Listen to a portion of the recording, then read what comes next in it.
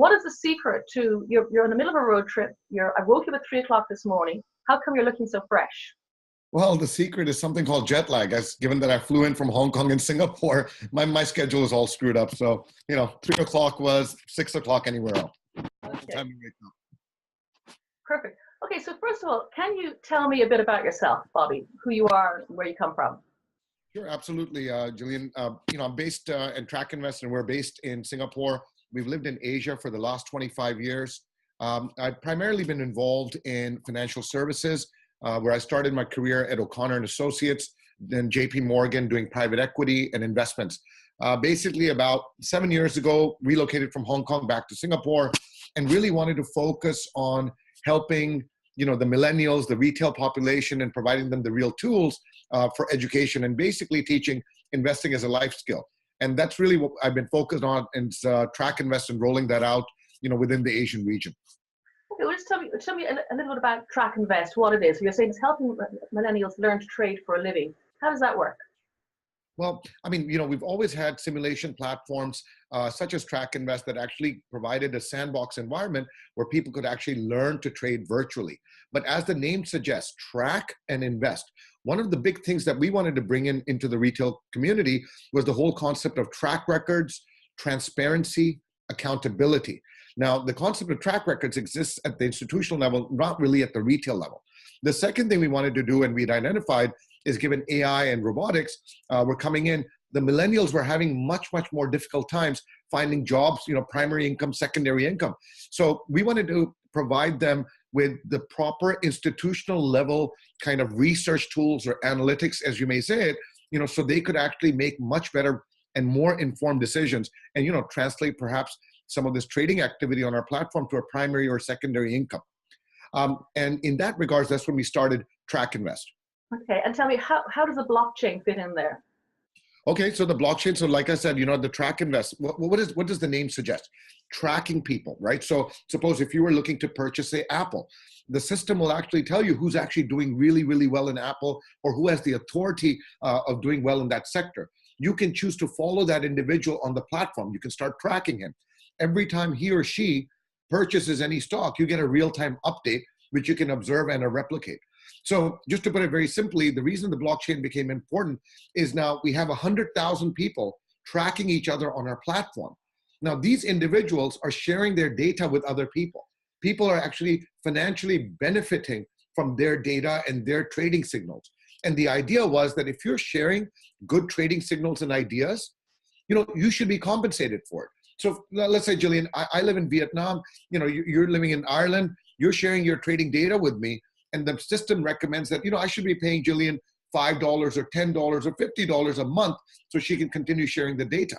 Now, the problem is in the current the financial system, to make a micro payment across the borders was proving to be impossible.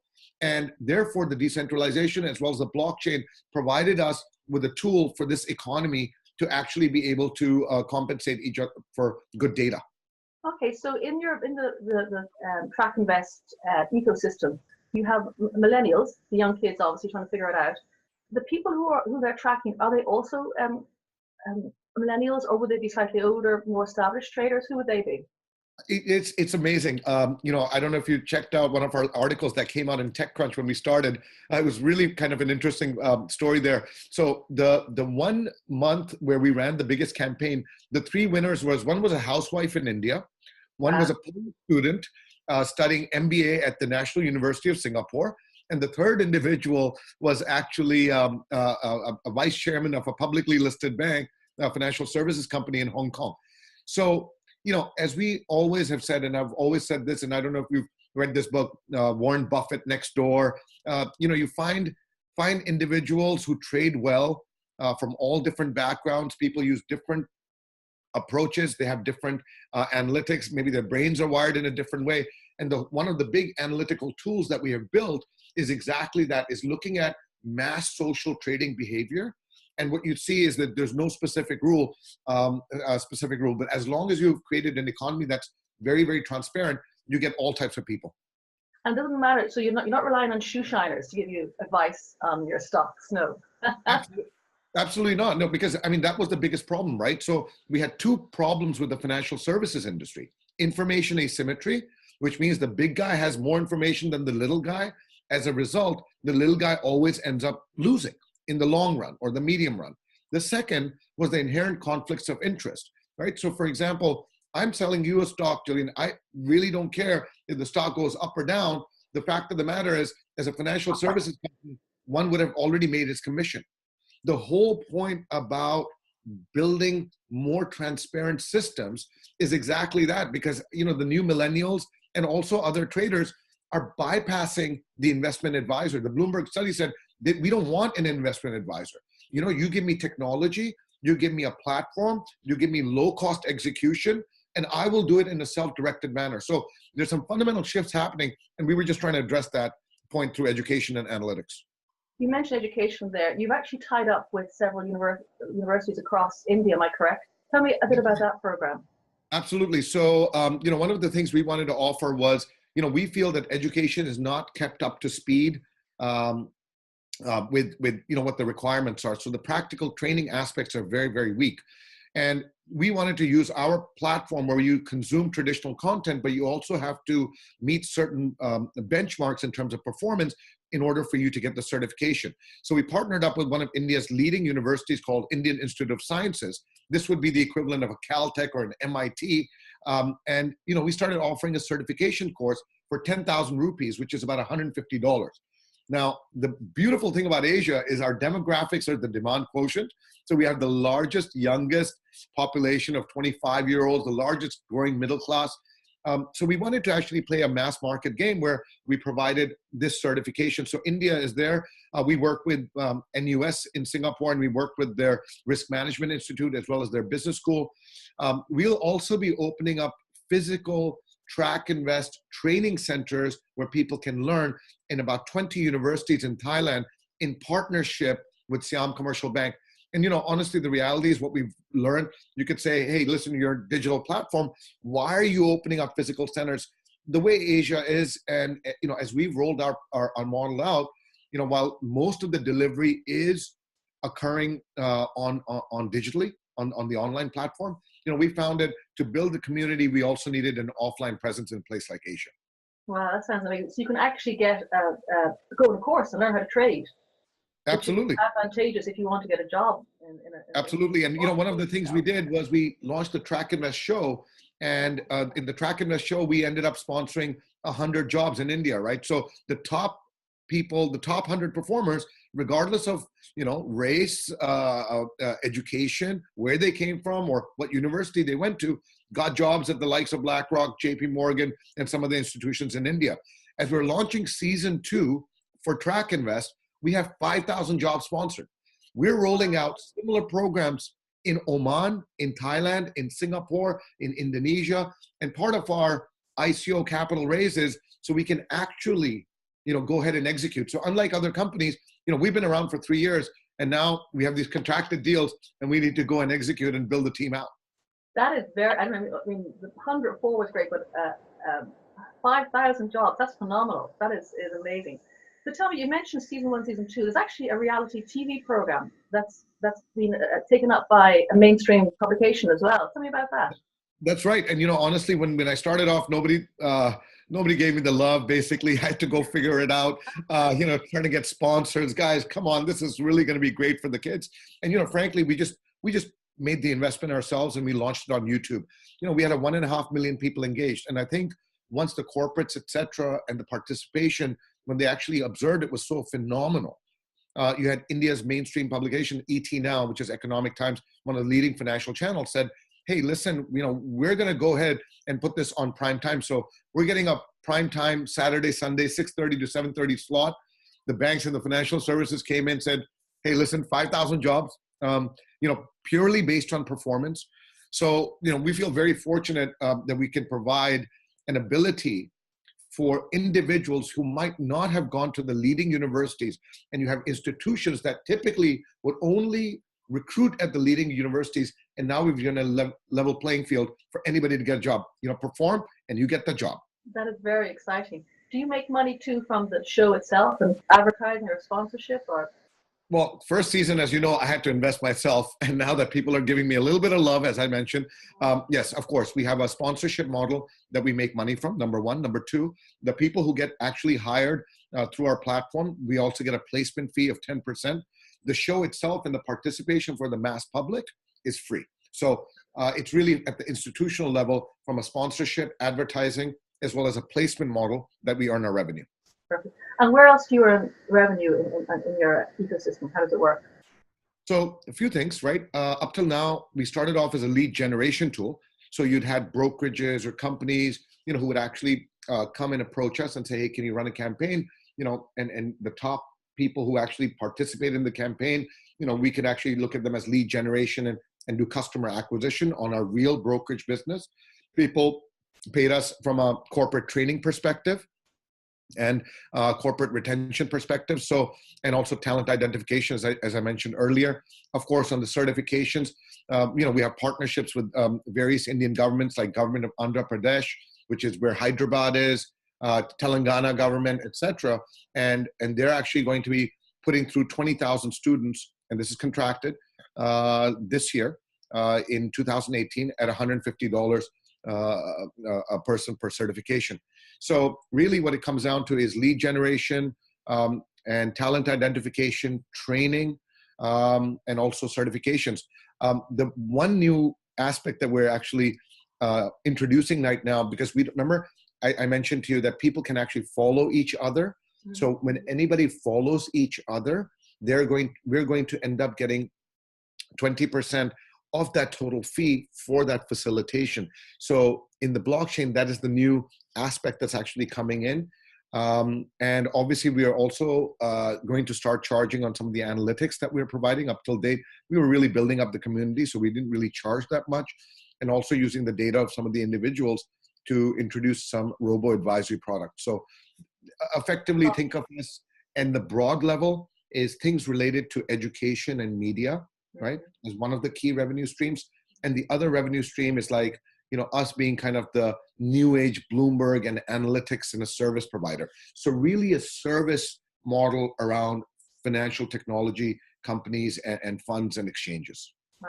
What I love already, what you've done, you're 3 years in existence, you're making a difference already. So a lot of crypto CEOs that I speak with, it's ideas that they're coming forward with, but you're actually making a difference now. So and in the real world, you've got people jobs, and you're going to get another 5,000 jobs in the next season. That is phenomenal. That's a great achievement. Any government would be very happy to announce that. We're announcing, 5,000 new jobs for Dublin, whatever. So tell me, you're already making a difference. But where do you see the whole crypto world, blockchain world? Just give me a short idea of your vision for going forward in the near and maybe long-term future. I think. Listen, it's obviously very exciting times. It's very new. I think we're all collectively learning as we go across, right? And that's really the reality of this. There's a lot of hype. I'm also worried a little bit for some of our youth in terms of that they don't get caught up in this boiler room kind of mentality and lose their savings or their inheritance. So I think that's of quite a high concern to me, and that's why what we started observing was the millennials, remember, by 2025, and of course there are different estimates, are going to inherit about 20 to 25 trillion dollars of wealth. The reality is that they're completely bypassing equities as an asset class and jumping straight into cryptocurrencies, and altcoins. And that's fine. That's okay. But what I have actually gone and approached the exchanges and the brokerages, and by the way, in the crypto world, the exchange and the brokerage is interchangeable. And I'm saying, hey guys, let us be your education partner, right?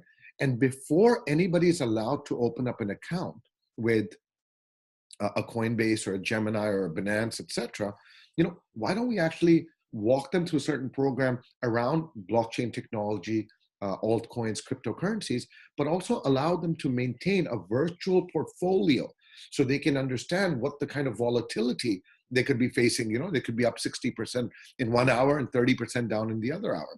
So I think we need to promote, this more socially responsible and try to understand it. As a result, I'm working with some of the governments on a confidential basis, where we're actually looking at things like, listen, if we do have exchanges, do we actually look at a person's total net worth or liquid net worth, and then based on that, allocate a certain amount of what they can trade, because obviously we cannot control individuals' risk tolerance, right? But I do think that this education piece is very, very important, because it's, I mean, you know, you have Coinbase that's opening up 300,000 accounts a day, right? So there's a mass freeding frenzy that's going on, and we need to take a step back and promote, you know, responsible trading, or at least preach it.